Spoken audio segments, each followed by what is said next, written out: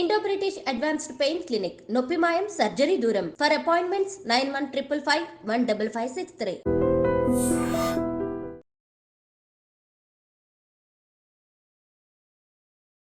Welcome to iDream media.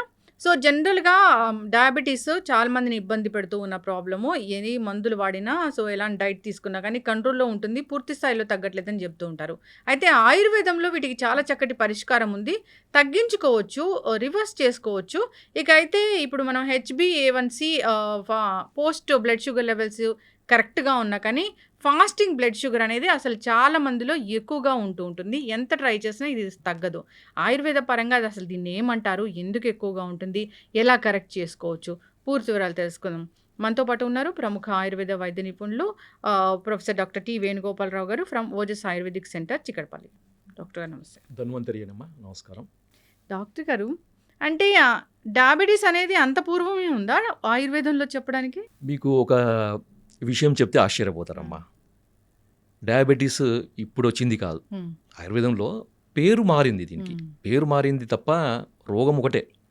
ఆయుర్వేదంలో ప్రమేహ రోగం, ముఖ్యంగా మధుమేహం, అంటే 20 రకాల ప్రమేహాలని సరిగా ట్రీట్మెంట్ చేయకపోతే, అంటే సరైన సమయంలో ట్రీట్మెంట్ చేయకపోతే అది మధుమేహం కింద మారుతుందని ఆయుర్వేదంలో చెప్పారు. సో మనకి చరిత్రలో, మనకి పురాణాలలో కనుక చూస్తే ఒక రకంగా, అంటే ఇది ఒక వర్షన్ ఉంది, అది నిజమా కాదా నాకు కూడా తెలియదు. విఘ్నేశ్వరుడు, వినాయకుడు, the first person who detected as obese diabetes. So అందుకనే అతనికి బిల్వపత్రము, తర్వాత బిల్వపత్ర పూజ అనేది చేస్తుంటారు ఎక్కువ. తర్వాత దర్భ, గరిక. సో వీటన్నిట్లలో ప్రమేహాన్ని తగ్గించే గుణాలు ఉన్నాయన్నమాట. తర్వాత వెలగపండు, కపిత్త జంబూ ఫలసార భక్షితం ఉమాసుతం శోక వినాశకరకం అన్నారు కదా. సో ఇక్కడ శోకము అంటే రోగం, అంటే శోకము అంటే మనకు దుఃఖం కాదు, మనకి రోగానికి ఒక పర్యాయ పదము శోకం అన్నమాట. సో ఆ పరంగా చూస్తే కపిత్త జంబుఫల సారభక్షితం, ఈ రెండింటిని ఎక్కువగా ఇష్టపడి తినేవాడు. ఎందుకు? జంబూఫలం అంటే నేరేడు పండు. రీసెంట్గా కూడా, అంటే మనకి దాదాపు ఒక 20 సంవత్సరాల నుండి కూడా సైంటిఫిక్గా మనకి నేరేడు పండు అనేది షుగర్ని తగ్గిస్తుందని చాలామందికి తెలుసు. తర్వాత కపిత్త వెలగపండు గుజ్జు, తర్వాత వెలగపండు ఆకు రసంలో కూడా షుగర్ని తగ్గించే ఔషధ గుణాలు ఉన్నాయని రీసెంట్ రీసెర్చ్లు చాలా చెప్పినాయి. కానీ వాడుకలో తక్కువగా ఉంది. వాడుకలో ఎక్కువగా ఉన్నది ఏంటిది? జంబూఫలం, అంటే నేరేడు గింజల చూర్ణం అన్నమాట. ముఖ్యంగా ఇది డయాబెటీస్లో షుగర్ లెవెల్స్ ఎక్కువగా ఉండడంతో పాటు అతిమూత్రము అంటారు కదా. సో ఫ్రీక్వెంట్ యూరినేషన్ ఉండి షుగర్ లెవెల్స్ ఎక్కువగా ఉండే వాళ్ళలో నేరేడు గింజల యొక్క పొడి ప్రతిరోజు ఉదయం 1 టీ స్పూన్, మధ్యాహ్నం 1 టీ స్పూన్, రాత్రి 1 టీ స్పూన్, తినకంటే ఒక అర్ధగంట ముందు కనుక తీసుకుంటే అతిమూత్రం చాలా అద్భుతంగా తగ్గుతుంది. ఇది నేను చెప్పింది కాదు, ఇది అనుభవపూర్వకంగా మన పూర్వీకులు చెప్పింది, ప్లస్ మన గ్రంథాల్లో నిక్షిప్తం చేయబడింది. సో అంత అద్భుతమైనది. ఇంకొకటి నేరేడు యొక్క ఈ గింజల చూర్ణమే కాకుండా దాని దాని యొక్క బెరడు పొడిని కూడా వాడతారు అన్నమాట కొంతమంది. సో ఆ బెరడు పొడి కూడా ఈ షుగర్ని కంట్రోల్ చేసే యాక్టివిటీ ఉంది.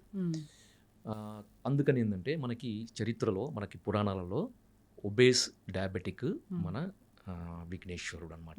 సో మనకి పురాణాలు, అందుకనే మనకి ఎక్కువగా పూజలో వాడే 20 పత్రాలు అంటారు కదా. 20 పత్రాలు, మనకి 20 పత్ర పూజ మనకు వినాయక చవితి నాడు మనం చేస్తుంటాం. దాంట్లో అర్జున పత్రము, దతుర పత్రము, బిల్వ పత్రము, తర్వాత అర్కపత్రం అని, నిర్గుండి, వేప, ఇలాంటివన్నీ కూడా మనకు చెప్పారనమాట. సో ఇది పెద్ద టాపిక్, దానికి ఒక్కొక్క దానికి ఒక్కొక్క ఇంపార్టెన్స్ ఉంది. అది మనం తర్వాత చెప్పుకోవచ్చు. మనం ఎక్కువగా ఇప్పుడు చూడాల్సింది ఏంటంటే, మీరు అడిగారు కదా, ఫాస్టింగ్ బ్లడ్ షుగర్ లెవెల్స్ ఎక్కువ ఉన్న వాళ్ళలో ఏం చేయాలి మరి కదా. సో అలోపతి పరంగా చూస్తే దీనికి రకరకాల కారణాలు వాళ్ళు చెప్తారు. ఎందుకంటే రాత్రిపూట ఎక్కువగా కార్బోహైడ్రేట్స్ ఎక్కువగా ఉండే ఆహార పదార్థాలు తీసుకోవడము, లేదంటే డాన్ ఫినామినా, తర్వాత సోమ్గాయ్ ఫినామినా అని 2 రకాలు చెప్పారు. అది డీటెయిల్గా నేను పోను వాటికి. కానీ ఆయుర్వేద పరంగా ఏం చెప్పారంటే, ఒక రకమైన అజీర్ణము దీనికి కారణము అని ఆయుర్వేదంలో చెప్పారనమాట, ఫాస్టింగ్ బ్లడ్ షుగర్ లెవెల్ పెరగడానికి. ఓకే, మనకి ఆయుర్వేదంలో 4 రకాల అజీర్ణాలు చెప్పారు. అంటే డైజెషన్ అంటే మెటబాలిజంకి సంబంధించిన వ్యాధులని అజీర్ణ వ్యాధులు అంటారనమాట. సో దాంట్లో ఆమాజీర్ణము, విదగ్ధాజీర్ణము, విష్టబ్దాజీర్ణము, రసశేషాజీర్ణము అని చెప్పారనమాట.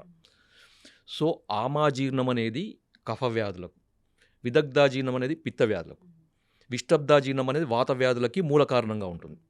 సో 4వది రసశేష అజీర్ణం అనమాట. ఈ రసశేష అజీర్ణం అనేది ఫాస్టింగ్ బ్లడ్ షుగర్ లెవెల్స్ పెరగడానికి ఒక రకమైన కారణం. సో ఇది ఆయుర్వేద గ్రంథాల్లో చెప్పినప్పటికీ అది ఒక అంటే పూర్తిగా దాన్ని వివరంగా చెప్పలేదన్నమాట. ఒక సంక్షిప్తంగా చెప్పారు. దాన్ని డీకోడ్ చేయాల్సిన అవసరం ఉంటుంది. సో మా ఎక్స్పీరియన్స్లో మా ఒక టీమ్ ఆఫ్ ఆయుర్వేదిక్ డాక్టర్స్, ఒక సీనియర్ డాక్టర్స్ దీన్ని డీకోడ్ చేసినప్పుడు మనకు అర్థమైందనమాట. సో వేల మంది, దాదాపు రోజుకి ఒక 100 నుంచి 150 మంది డయాబెటిక్ పేషెంట్ని చూసే ఆయుర్వేద వైద్యులు ఉన్నారు మా టీంలో. సో వాళ్ళందరి యొక్క అనుభవంతో, ఏండ్ల ఎత్తరబడి ఉన్న అనుభవంతో, వాళ్ళకున్న హిస్టరీని మనం పూర్తిగా దాన్ని మనము అనలైజ్ చేసినప్పుడు అర్థమైంది ఏంటంటే వాళ్ళందరిలో కామన్గా కనబడే, అంటే ఫాస్టింగ్ బ్లడ్ షుగర్ లెవెల్స్ ఎక్కువగా ఉండే పేషెంట్స్లో కామన్గా కనబడే ఒక ప్రాబ్లము అజీర్ణం. దాంట్లో ఒకటి రసశేషాజీర్ణం. సో ఈ రసశేషాజీర్ణాన్ని కరెక్షన్ చేసినప్పుడు మనము ఫాస్టింగ్ బ్లడ్ షుగర్ లెవెల్స్కి అడిషనల్గా షుగర్ను తగ్గించాల్సిన మందులు వాడే అవసరం లేకుండానే కేవలం మనకి ఇండైరెక్ట్గా ఈ అజీర్ణం తగ్గిస్తే ఆటోమేటిక్గా తగ్గిపోతుంది. సో ఇది ఆయుర్వేదంలో ఉన్న ఒక అద్భుతమైన విశేషం అన్నమాట. సో మనకి రసశేషాజీర్ణం అనేది ఫాస్టింగ్ బ్లడ్ షుగర్ లెవెల్స్ పెరగడానికి నార్మల్గా ఎంత మందులు వాడినా కానీ, ఎంత ప్రయత్నాలు చేసినా కానీ, అది ఆహారం ద్వారా కానీ, మందుల ద్వారా కానీ, ఎక్సర్సైజ్ ద్వారా కానీ ఎన్ని ప్రయత్నాలు చేసినా కానీ తగ్గదు. డాక్టర్లకే ఇంకా విసుగెత్తుతుంది అనమాట, ఏం చేయాలో అర్థం కాదు. చాలామంది నేను చూశాను.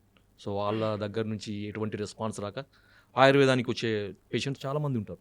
సార్ మాకు అంతా బాగానే ఉంది, మేము మందులు వాడుతున్నాం, పోస్ట్ లంచ్ బాగానే ఉంది, ఇంత అన్ని బాగానే ఉంటాయి, కానీ ఫాస్టింగ్ బ్లడ్ షుగర్స్ తగ్గకపోవడం వల్ల మాకు దాని యొక్క దుష్ప్రభావాలు కనబడుతున్నాయి సార్. కొంతమందికి 160, 170 వరకు ఉంటాయి. ఎందుకంటే ఫాస్టింగ్ బ్లడ్ షుగర్ లెవెల్స్ 100 వరకు ఉంటే సేఫ్, 125 వరకు ఉంటే మోడరేట్ సేఫ్, 100 ఉంటే పూర్తి సేఫ్, 125 వరకు ఉంటే ఇంకా మోడరేట్ సేఫ్ అనమాట. అది దాటిందంటే ఏంటంటే ఇంకా సేఫ్లో ఉన్నట్టు కాదు. మనం పోస్ట్ లంచ్ ఎంత నార్మల్ ఉన్నప్పటికీ మనకి ఫాస్టింగ్ కూడా అంతే నార్మల్ ఉండాలన్నమాట. కొంతమందికి 170, 180, 200 ఉండే వాళ్ళని కూడా చూసాం. అలాంటి వాళ్ళకి ఈ అజీర్ణానికి ఇచ్చే ట్రీట్మెంట్ వల్ల మనకి అద్భుతమైన ఫలితాలు. సో సార్ మరి మీరు ఇవన్నీ చెప్తున్నారు కదా, మరి మాకు టిప్పు చెప్పలేను సార్, ఇంతసేపు మాకు ఊరిస్తున్నారు, వెయిట్ చేస్తున్నారు కదా. అంటే ఏం లేదమ్మా, దీనికి ఏం చేయండి అంటే దీన్ని పెప్పర్ మిల్క్ అంటారు. పెప్పర్ మిల్క్ మీకు ఈజీ అర్థం కావడానికి, మిరియాల పాలు. అరే మిరియాల పాలా సార్, ఏంటి మీరు అది ఏం చెప్తున్నారు సార్, ఏంటిది? అందరికీ తెలుసు మిరియాల పాలు అంటే పాలలో మిరియాలు వేసుకుని తాగడం, మిరియాల పొడి వేసుకుని తాగడం సార్. కానీ దానికి ఒక పద్ధతి ఉంటుంది కదా. మామూలుగా ఏదో దగ్గు వచ్చింది, జలుబు వచ్చింది, మిరియాలలో వేసుకుంటా, అది కాదు. మీరు ఏం చేయాలంటే ముందుగా మార్కెట్ నుంచి మిరియాలు తీసుకురండి. ఎందుకంటే దాన్ని మిరియాలని శుద్ధి చేయాలి. శుద్ధి చేయకుండా మందులకు వాడుకోవద్దు. మీరు వంటలలో వాడుకొని మీ ఇష్టం, పర్వాలేదు. కానీ మందులకు వాడేటప్పుడు, అంటే దీని కొరకు వాడుకునేటప్పుడు శుద్ధి చేయాలన్నమాట. శుద్ధి ఎందుకంటే 2 రకాల కారణాలు. ఒకటేమో దాంట్లో అడల్ట్రేషన్స్, మిరియాలలో మనకి ఈ పుప్పొడి గింజలు కూడా కలుపుతారు అనమాట. సో వాటిని తీసేయడానికి. రెండవది ఆ మిరియాలలో ఉండే తీక్ష్ణత్వం అంటారు, అది దాంట్లో ఒక ఎనర్జీ, హై ఎనర్జీని మనకి నార్మలైజ్ చేయడానికి. కొంతమందికి విదాహి అంటే మంట అదే అంత వస్తుంది కదా, అదంతా నార్మలైజ్ చేయడానికి. దీనికి ఏం చేయాలంటే మార్కెట్ నుంచి తీసుకొచ్చిన మిరియాలను మంచిగా చెరిగి దాంట్లో పొట్టు అదంతా తీసేసి పళ్ళు చెట్టి మజ్జిగ, 1 లీటర్ మజ్జిగ తీసుకొని దాంట్లో ఒక 1/2 కేజీ, మనం మార్కెట్ తీసుకుంటున్న 1/2 కేజీ అంతా 1 లీటర్ మజ్జిగలో ఈ 1/2 కేజీ మిరియాలను వేసి రాత్రంతా ఉంచాలన్నమాట. ఉదయం లేచేసరికి ఏమవుతుందంటే మనకి ఆ చచ్చులు కానీ, తర్వాత నాపాలు కానీ, అవన్నీ కూడా మనకి పైకి తేలుతాయి అన్నమాట. సో మంచి పుష్టికరమైనవి, తర్వాత ఔషధ గుణాలు అన్నీ కూడా కిందికి బాటంలో సెటిల్ అవుతాయి. మీరు వాటన్నిటిని మొత్తం పైనుంచి తీసేసి ఆ మజ్జిగను కూడా తీసేసి ఆ కింద ఉన్న మిరియాలను మంచిగా తీసి వాటిని వేడి నీళ్ళలో కడగండి. కొంచెం గోరువెచ్చని, మరీ వేడి కాదు, కొంచెం గోరువెచ్చని నీళ్ళలో కడిగేసి ఏం చేయండి అంటే ఆరబెట్టాలన్నమాట. పూర్తిగా దాంట్లో ఉండే మాయిశ్చర్ అంతా పోయే వరకు ఆరబెట్టేసి కంటైనర్లో వేసుకోండి. వేసుకొని ప్రతిరోజు కూడా 1 కప్పు ఆవు పాలు, తర్వాత 1 కప్పు నీళ్లు, లేదు అంటే 1/2 కప్పు పాలు, తర్వాత 1/2 కప్పు నీళ్లు, దాంట్లో 1/4 టీ స్పూన్ మిరియాలను ఇప్పుడు మనం చేసుకున్నాం, శుద్ధి చేసుకున్నాయి, దాన్ని నలగొట్టాలన్నమాట. పూర్తిగా పొడి చేయొద్దు, మిక్సీలో వేసి తొందరగా కావాలని దాన్ని పొడి చేయొద్దు అనమాట. జస్ట్ చేయాలి అంతే. అంటే బురుయిజ్ అంటారు కదా, దంచేసి ఆ పాలలో వేసి మనం ఎంతైతే నీళ్లు పోసినాం అంటే అది 1/2 కప్పు కానీ 1 కప్పు కానీ పూర్తిగా ఎగిరిపోయే వరకు, పాలు మాత్రమే మిగిలే వరకు ఓకే దాన్ని మరిగిచ్చేసి వడపోసుకొని గోరువెచ్చగా ఉండేటప్పుడు, లేదంటే మనం తాగగలిగేంత వేడినప్పుడు తాగండి. ఇది ఎప్పుడు చేయాలంటే ప్రతిరోజు ఉదయం ఎంప్టీ స్టమక్లో చేయాలి. సో కొంతమందిని నేను చూసాను, అంటే నాకు ఫీడ్బ్యాక్స్ వచ్చినాయి, నాకు తర్వాత రిపోర్ట్స్ కూడా చూపిస్తాను. చెప్తారు కదా. సో 3 రోజులలోనే, అంటే కొంతమంది సంవత్సరాల తరబడి ప్రయత్నాలు చేసినా తగ్గని ఫాస్టింగ్ బ్లడ్ షుగర్ 3 డేస్లోనే తగ్గిపోయిందని నాకు ఫోన్లో వచ్చినాయి, రిపోర్ట్స్ కూడా పంపించాను. నేనే ఆశ్చర్యపోయాను. సో ఇంత అది ఉంటుందా అని. కొంతమందికి వారం రోజులు, కొంతమంది 10 రోజులు. అంటే ఈ అలోపతి మెడిసిన్స్ కంటే ఫాస్ట్గా కూడా మనకి ఫాస్టింగ్ బ్లడ్ షుగర్ లెవెల్స్ తగ్గుతాయి. అంటే ఇంకొకటి ఏంటంటే అందరు అడుగుతారు, సార్ మరి ఇది తీసుకున్నప్పుడు అలోపతి మెడిసిన్ బంద్ చేయాలా? లేదు, అది వాడుకుంటూ అది వాడినా కానీ తగ్గని పరిస్థితులు ఉన్నప్పుడు మాత్రమే ఇది అడిషనల్గా వాడండి. కానీ పూర్తిగా అది మానేసి వాడకూడదు. బాగా చెప్పారు డాక్టర్ గారు. చాలా మంది అయితే అవి మానేయండి వాడండి అంటారు. అవి మానేయండి, అలోపతి మందులు మానేయండి అనగానే సో కాంప్లికేషన్స్ వచ్చి ఇబ్బంది పడిన సందర్భాలు మనం చాలా ఉంటాయి. అది అంటే ఒక డేంజర్ పరిస్థితి. ఎందుకంటే మనకి ఇప్పుడు చూడండి, సింపుల్, ఇప్పుడు ఒక మనకి స్టేటస్, మనకి బాడీలో ఒక సమతుల్యత అనేది మందుల వల్ల ఇట్లా మెయింటైన్ అయింది. ఒక 3 పిల్లర్స్ ఉన్నాయి అనుకోండి, 3 మెడిసిన్స్ మీద సపోర్ట్ మీద ఉంది మనది. సో ఆ 3 మెడిసిన్స్ ఒకటిసారి తీస్తే ఏమవుతుంది? ఒకటిసారి కొలాప్స్ అవుతుంది. దానికి ఏంటంటే మనకి ఒక మెడిసిన్ తీసేయండి, మనకు ఆయుర్వేదిక్ మెడిసిన్ సపోర్ట్ ఇవ్వండి. స్లోగా ఆయుర్వేదిక్ మెడిసిన్ సపోర్ట్ స్ట్రాంగ్ అయ్యే వరకు అలోపతి మెడిసిన్ ఉంచండి, తర్వాత దాన్ని తీసేయండి. సో దాని తర్వాత ఇంకొక మెడిసిన్ వైద్యులు చెప్తా ఉంటారు అట్లా. సో ఇలాంటి మెడిసిన్ వాడుకోవచ్చు. దీనివల్ల ఎటువంటి నష్టం లేదు. ఎందుకంటే ఇది పనిచేసే విధానం, అది పనిచేసే విధానం రెండు కూడా డిఫరెంట్ గానే ఉంటాయి. కాబట్టి దీనికి దానికి ఎటువంటి కాంట్రాస్ట్ ఉండదు, ఇబ్బందులు ఉండవు, ఖచ్చితంగా వాడుకోవచ్చు, ఏం ప్రాబ్లం ఉండదు. చాలా చక్కగా చెప్పారు డాక్టర్ గారు. అంటే ఇది ఎందుకు వస్తుంది అంటే రూట్ కాజ్ చాలా చక్కగా చెప్పారు. మరి దాన్ని కరెక్ట్ చేయాలంటే టిప్స్ ఉన్నాయి. సో అది ఫుడ్డే. ఇప్పుడు మిరియాల పాలు అంటే ఆ పాలని ఎట్లా తయారు చేసుకోవాలనేది కూడా చాలా చక్కగా చెప్పారు. ఆ మిరియాలు తెచ్చుకోవాలి, మజ్జిగలో నానబెట్టుకోవాలి. సో పైన తేలినంత తీసేయాలి, మజ్జిగను కూడా పడేయాలి, వీటిని పొడిలాగా చేయాలి. అప్పుడు వేడి నీళ్ళలో కడిగి పొడిలాగా చేసుకొని ఆరిన తర్వాత పూర్తిగా ఎండిన తర్వాత బాగా డ్రై అయ్యాక, లేదంటే ఫంగస్ వస్తుంది. అవును, బాగా డ్రై చేసుకొని ఆ పొడి వాడుకుంటే సరిపోతుంది. చాలా మంచి సింపుల్. ఎందుకంటే మనకి రసశేషాజీర్ణాన్ని తగ్గించగలిగే ఔషధ విలువలు ఉన్నది మనకి ఈ మిరియాలు అనమాట. మిరియాల పాలు, అది ఆయుర్వేద గ్రంథాల్లో ఉంది. పెప్పర్ మిల్క్ అంటారా? Pepper milk. సో ఇది ఎట్లా చెప్పారంటే ఇది రసధాతువుని సరైన క్రమంలో సరిగ్గా తయారయ్యేటట్టు చేస్తుంది అని ఆయుర్వేద గ్రంథాల్లో చెప్పారనమాట.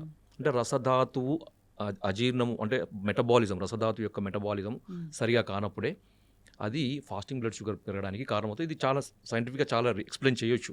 ఇంకొకటి తర్వాత సార్ ఇంకా కొంచెం వీటికి అడిషనల్గా ఇంకేమైనా మెడిసిన్స్ ఉంటాయా? ఇది కాకుండా ఇంకా ఉంటాయి అంటే ఉంటాయి. సో దాంట్లో మనకి ఈ అజీర్ణానికి సంబంధించిన మందులు ఆయుర్వేదంలో చాలా ఉన్నాయి, చాలా అంటే చాలా ఉన్నాయి. అదొక పెద్ద చాప్టరే మనకి ఆయుర్వేదంలో చాలా ఎక్స్ప్లెనేషన్ చెప్పినాడు. ఎందుకంటే సకల రోగాలకి మూల కారణము అజీర్ణమే. అశీతివాత రోగాలకి విష్టబ్దాజీర్ణం అని చెప్పాం కదా. సో వాత రోగాలకి విష్టబ్దాజీర్ణం. సో పిత్త రోగాలకి 40 రకాల పిత్త రోగాలకి విదగ్ధాజీర్ణము, 20 రకాల కఫ రోగాలకి ఆమాజీర్ణము అని. సో ఇది అజీర్ణం అనేది పెద్ద చాప్టర్, దానికి రకరకాల మందులు ఉన్నాయి. ఇప్పుడు మనకి రసశేషాజీర్ణం కానీ ఇతర రకాల అజీర్ణాలు కానీ వాటికి ఒక అద్భుతమైన ఆయుర్వేదంలో మనకి బసవరాజ్యం అనే గ్రంథంలో ఒక మంచి మందు చెప్పారు. సో దాని పేరు అజీర్ణ బల కాలానలం. మీరు మళ్ళీ చెప్తాను, మళ్ళీ గుర్తుపెట్టుకోండి, మీరు కావాలంటే మళ్ళీ రాసుకోవచ్చు. అజీర్ణ బల కాలానలం. సో ఇది మేము కొంతమంది పేషెంట్లకి అడిషనల్గా ఇచ్చి మంచి రిజల్ట్స్. అంటే మేము షుగర్ ఉన్నప్పుడు షుగర్ని తగ్గించే మందులు వాడం మేము ఎక్కువగా. సో దానికి మూల కారణమైంది ఏ అజీర్ణం అనేది పనిచేస్తుంది అక్కడ, ఆ పేషెంట్లో ఏ అజీర్ణం ఉంటుంది అనేది అనలైజ్ చేసి దానికి తగ్గట్టు ట్రీట్మెంట్ ఇస్తే ఆటోమేటిక్గా షుగర్ లెవెల్స్ తగ్గుతాయి. అడిషనల్ మందులు వాడాల్సిన అవసరం లేకుండా నార్మల్ ఉంటుంది అనమాట. సో ఇది కాన్సెప్ట్ అనమాట ఆయుర్వేదంలో. అంతే తప్ప షుగర్ పెరిగింది, షుగర్ తగ్గించే మందులు వాడండి, ఇది ఎప్పుడు లైఫ్ లాంగ్ ఇట్లా ఉంటుంది. ఈ షుగర్ తగ్గడానికి ఆయుర్వేద మందులు ఎందుకు, అలోపతి మందులు కూడా ఉన్నాయి కదా, ఇన్సులిన్ కూడా ఉంది కదా. చక్కటి ఇన్ఫర్మేషన్ డాక్టర్ గారు. ఇబ్బంది పడుతున్న వాళ్ళు కాంటాక్ట్ చేయాలని కోరుకున్నామండి. సో అంతేకాదు దీన్ని వాడుకోవచ్చు, చాలా వెరీ సింపుల్. ఇది ఈ పెప్పర్ మిల్క్ తయారు చేసి తీసుకోవడం కూడా ప్రతిరోజు తీసుకున్నా, డయాబెటీస్ ఉందా లేదా, ఫాస్టింగ్ బ్లడ్ షుగర్ పెరిగిందా అది కాదు, ఎట్లయినా మామూలుగా కూడా అందరూ తీసుకోవచ్చు. Yes. మామూలుగా నాన్ డయాబెటిక్ వాళ్ళు కూడా తీసుకోవచ్చు. Yes. దీంట్లో ఏం ప్రాబ్లమే లేదు. షుగర్ ఉన్న వాళ్ళే తీసుకోవాలని ఏం లేదు. అవును, ఇది జీర్ణానికి సంబంధించిన ఇష్యూని అంతే. క్లియర్ Clear చేస్తుంది కాబట్టి చక్కటి ఇన్ఫర్మేషన్ అండి. ధన్యవాదాలు డాక్టర్ గారు. ధన్యవాదాలు. జై ధన్వంతరి.